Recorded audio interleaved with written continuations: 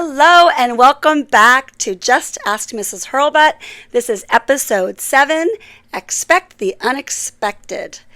And today with me I have a very special guest, and this one is the first one who's not a Hurlbut. What? But he's one step removed. He married a Hurlbut. My son-in-law Tanner is here to help me out with our questions. Hey Tanner, welcome. Hello.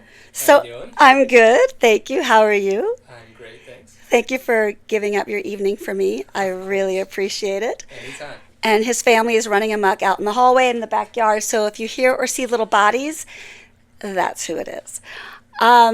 So expect the unexpected. I chose this topic because students are always asking me, how do I prepare for the future when I have no idea what's ahead of me, and how do I get through something when it wasn't the way it was supposed to have been? So before I say anything else, let's actually get to your questions. So Tanner, number 1. Question number 1. Why is life so unfair sometimes? Oh boy, we're jumping right in. Hopefully you can't hear all those voices outside. Why is life so unfair sometimes? Well, the reality is that you weren't guaranteed fairness. So I don't know who fed that information to us, but life isn't supposed to be fair. So if you recognize that as a reality, you're prepared for the unfair. And yes, it is unfair sometimes, and it is fair sometimes, but the goal would be for each of us to be prepared for both. So why is it unfair? Because this planet is full of people who have free will and can make choices that they want to make, and it may or may not be something that you agree with.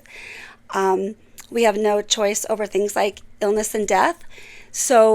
But those are a reality of life. So yes, it's unfair. It's going to be unfair. Nobody ever said it was going to be fair. So it's up to us to be on standby for what unfair is, and be prepared for it, and to know how to handle it. And before I answer any more of that, maybe I should wait because I don't know what else is on there. So I was gonna please add. Ask, how do you prepare yourself for life being unfair?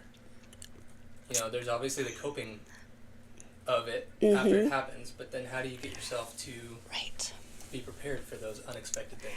Yeah, the most important thing is to get a hold of your attitude right from the get-go. If you have this attitude of gratitude, you say to yourself, that's going to overpower whatever I have no control over.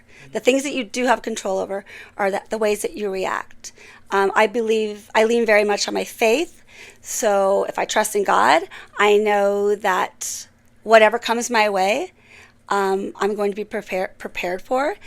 I think if we all know that suffering is a part of life, we accept it as a reality, we're not so blindsided when it happens. Or we are blindsided, we know that, but we're able to compartmentalize, we're able to gain perspective as quickly as we can rather than digging ourselves out of a hole, a year later. So I think that how do you prepare for it is to really have that attitude to say, always hope for the best, expect the worst, hope for the best. Yeah, I think what you said first was such a good point about nobody promised you that life was going to be fair. Yeah, I don't know where that subscription came from. Yeah, I don't either. Because it's not true. And that's one of the realities. There's very many times with my students, I'll be like, okay, brace yourself. I'm going to tell you something you don't want to hear. And that's the first thing. And they're like, wait, what? I go, no. Who told you it was supposed to be fair? Is it because up until now your life has been pretty sweet and there hasn't been any obstacles? There's going to be obstacles. And some of us go through them very young in life. Some of us get through all the way to adulthood without something horrible happening. So I think that if somebody wakes you up and says, not going to be fair, you start to prepare for that, mentally at the very least. Yeah, totally. All right, got another one for me? Yeah. Why do bad things happen to good people? So kind of along the same lines. Gosh, I hear that so much. Bad things happen to everybody. And there's no bad or good people. you're all essentially good. That's the hope, is that we're all essentially good. But many people make bad choices. I always tell my students and my own children, I say when you have small kids, which you do, and they're running around outside, and they do something bad or wrong, you should never say bad girl or bad boy. You should never call out the person for what they've done. You should always only call out the behavior, because essentially we're all good. We're all, made in God's image. We're all good. So nobody is spared. We're all going to experience bad things. So again, it does go back to the last one. If we're all good people and bad things happen to everybody, that's the reality, is bad things happen to everybody. So recognize that as a reality and be prepared for it. I always say, and I think I said it back a couple episodes ago, be aware of it. Do whatever you can to avoid it. Prepare for it. Know how to get through it. Know how to overcome it. And know how to find joy and happiness in spite of it. And be ready for the next round, because there's going to be a next round. Right? Always. Yep. All right. What you got? Number 3. How do you manage when it feels like things are out of control? Or out of my control? Mm-hmm. So the fact of the matter is, you only have control of one thing, and that is yourself and how you respond. So you can go all day long and try and change things and change people and will things to happen a different way. The reality is you don't have control over that. The only thing you ever have control over is how you respond to the things that happen. And if they're bad things, which is kind of what we're talking about right now, then you go back to that attitude. If someone's pissing you off and there's nothing you can do about the way they're behaving, you can't change them. You got to take a step back and go, I could argue right back, or I could say, you know what? I have the power to deflect this or to deflate this and turn things around. I have the power to do that. So, sorry, tell me the question again. It's how do you manage when it feels like things are out of my control? Yeah, so you worry about how you respond. When tragedy strikes, or when your schedule gets overwhelming, or your kids are not listening to you, you can yell and scream all you want, but that's not going to do anybody any good. It's all about however you're responding. If you can respond in a peaceful way, that's usually going to be reflected and projected onto other people. You have control over that. You have control over, can't control the craziness that's in front of you, but you can say, you know what? I'm just going to step over here and I'm going to give you your 5 minutes to do whatever it is you need to do. Or the dinner burned. All right, well, I'm just going to set it aside and I'm going to order a pizza, because that is what I have control over. I don't have control over, I can't fix the damage that's been done, but I can certainly troubleshoot and problem solve using what I do have control over. So I think a lot of people try to control the things they can't control, and they don't bother to take the time to work on the things they can control, which is almost always your temper, your patience, your attitude, your reaction. I always tell people, focus on a response, not a reaction. Focus on the receiving. Give yourself the time to process what's happening, and then go, okay, what can we do to fix this? I just came from teaching summer camp, and one thing after another, and you just stop and you go, okay, all right, I cannot fix what just happened over there, but I can certainly say, hey, I got a backup plan, no problem. So just focus on what you can control over, and don't waste your energy on what you can't control over, because all that is wasted energy, and it's exhausted on something that's never going to be right. It's definitely something that's learned too. You have to practice doing that, because it Absolutely. isn't easy to just kind of step aside and let things play out and not react to a stressful situation like that. So right. It also depends on what you've been exposed to. I'm sure you can agree with me that parenthood really shifts everything. You don't You have no idea what out of control is until you have children, and then you have more children, and your head is spinning.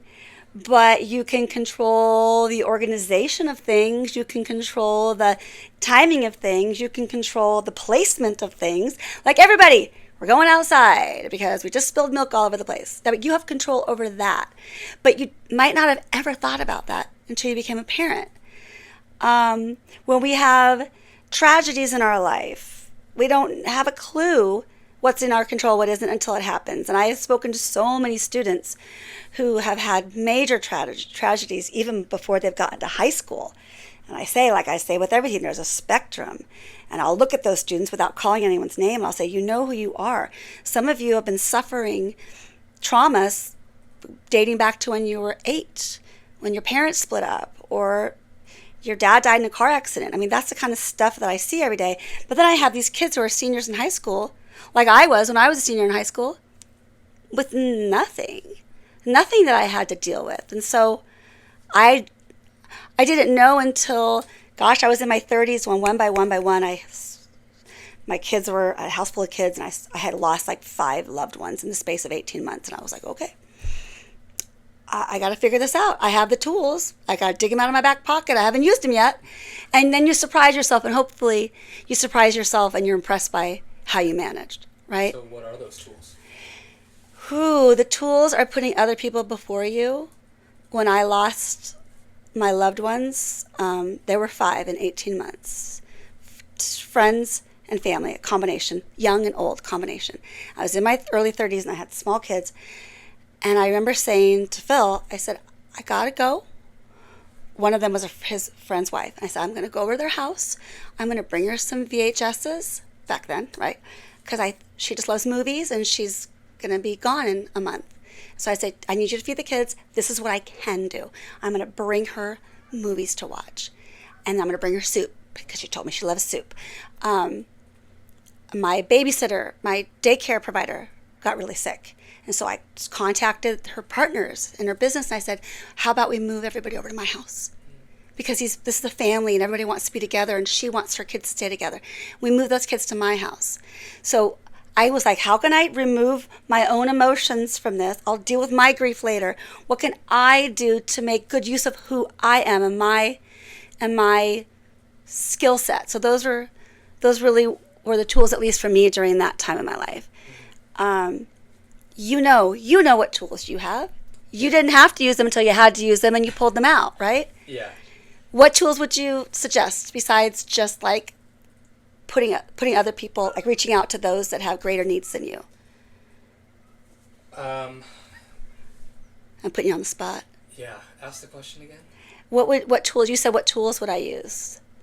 Can you think of any other tools that might be helpful in that situation to get through all the stuff that's out of your control? Like, is it sense of humor? Is it making light of things? Is it perspective? Yeah, I've always kind of gravitated towards humor, and honestly, like, things that I've had plenty of death in my life too, and the thing that actually got me through it was just talking about it with people, and like not making myself feel like I was in solitude, getting out around people and talking about it, and actually just like laying out how I was actually feeling to people, because then you create this community. Exactly. And you have control over that. Right. You can control it by saying, hey guys, I know there's an elephant in the room. I'm happy to address it. You want to address it with me? Because I think it'll make us all feel better. Right. That's another tool you can have for things that are out of your control. Awesome. Absolutely. All right, what do we got left? Question number 4. Why does it feel like life is not fair no matter how hard you try? So we talked about life not being fair. Let's go to the how hard you try. I think that many people try in all the wrong ways. They turn inward and they try to make it about them. Or they put way too much emphasis on something that isn't that important. I have students who have been like, I have tried so hard to get a B in this class. Not my class, but somebody else's class. I tried so hard. I don't know. There's nothing else I can do. It's the end all be all. Like, I don't know what else I can do. I go, how about, have you ever thought about getting perspective and deciding whether or not that B is going to define who you are as a person and how much you're learning. And maybe Spanish just isn't your subject, right? This is a student very specifically that I'm talking about. I was like, does it really, why is it so important? So maybe it's unpacking, why does it have to be this? Why, you say you're trying so hard, but maybe put your energy elsewhere. Maybe back up and ask yourself, is this going to matter in 10 years? Right? Is it going to matter? And it's hard to tell that to an 18-year-old. But as somebody who's 10 plus years past that, you're like, oh, I don't even know what I got in my Spanish class when I was a sophomore. Couldn't tell you. Yeah, I never even took Spanish, but let me tell you, I barely passed French. Did I ever use it? No, and I studied abroad in Rome, so then I had to learn Italian after all. But yeah, you just have to ask yourself, is it really as big of a deal as you think it is? And I think taking yourself less serious is like such a game changer. It's almost always a game changer. It just gives you perspective. I have something going on at work right now that's frustrating me to no end. And then a couple hours later, I had a conversation with a friend whose husband is really sick and not going to live much longer. And I was like, okay, perspective. Come on. Really? How hard do I want to try to fix that inconvenience? Or do I just suck it up for the next year and deal with it? Right? You got to have perspective. Of course, that comes with age. But if you're 18, let's say, and you're opening up your eyes to that reality, maybe that wisdom will come sooner than it did for you or me, right? All right. On to the next one. Why does it feel like some people get everything even when they don't deserve it? Ouch. That sounds like jealousy, no? Again, what I just heard is projecting. According to whom are they not worthy? According to whom, what is everything? That is, I'm sorry I'm saying this, but that's a very shallow question that many young people ask. And you have to stick around for my next episode because it's going to be on jealousy. You got to stop and stand back and say, I have not lived one moment in this person's shoes. I do not know their story, even if they're my best friend. I don't know what's going on inside their head. Just because I see something on social media or, across the room or in the parking lot, doesn't mean that that's as grand as it seems, right? Wait, there are two things. What does it say? Why does it feel like some people get everything even when they don't deserve it? Okay, I appreciate the feel, except that that word makes me crazy. You will never hear me say, I feel like, no. I might think something. My feelings are not part of the equation. So why are you're talking about feelings here. So none of that's true. That's all projected. None of that's true. So I don't even know if that question even deserves much of an answer, except to say that I know many young folks ask that question. Why do you think that is? I think that there's a certain level of entitled. People feel entitled. They feel like things need to come to them easily. No one ever promised that. And even the person that they think it might be coming easily for may not have been easy, right? So don't project and stop looking at how good people have it on Facebook. Or no, I shouldn't say Facebook. Sorry, that's my generation. Whatever your platform is. Chances are things are not as hunky-dory as they look. I have proof of that 10 times over with people who went on and on about their family life and their marriage, and the next thing you know, they're divorced or a kid isn't even speaking to them. I don't know. So don't believe it. Don't get caught up in the stories that you hear because they may or may not even be true. Just worry about yourself, the things that you have control over. Find your own joy and your own happiness, and don't bother comparing it to other people. Yeah, that's period. a good point. I feel like what kids don't have a lot of nowadays, and I can say that now as a 32-year-old, it's just gratitude. Like, look around and look at the things that you have compared to, not compared to the things that you don't have. Right. Right.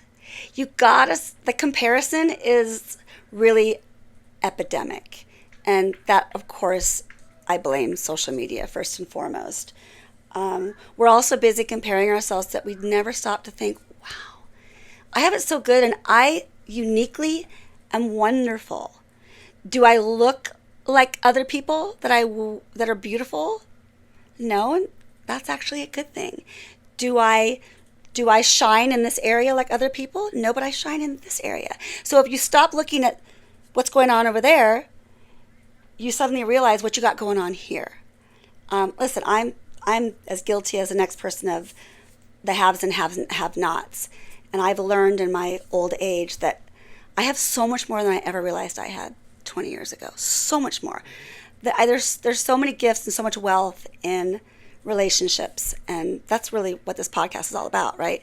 Is helping people succeed in life, not through monetary success, but through relationships. Because when all is said and done, that's all that matters.